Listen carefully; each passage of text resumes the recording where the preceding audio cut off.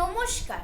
দারোগা বাবু এবং হাবু ভবানী প্রসাদ মজুমদার থানায় গিয়ে সেদিন ভোরে বললে কেঁদেই হাবু, নালিশ আমার মন দিয়ে খুব শুনুন বড় বাবু।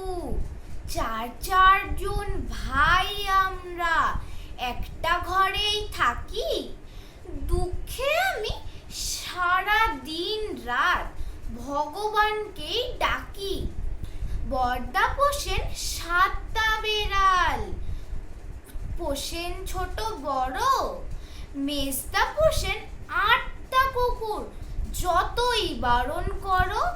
সেজদা পাগল 10টা ছাগল, রাখেন ঘরেই বেঁধে, গন্ধে তাদের প্রাণ যায়, মরছি কেঁদে কেঁদে।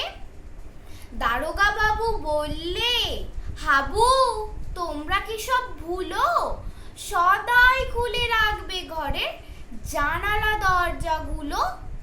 শুনেই হাবু বেজায় কাবু, বললে করুণ সুরে, 150 পোষা পায়রা আমার যাবেই যে সব উড়ে।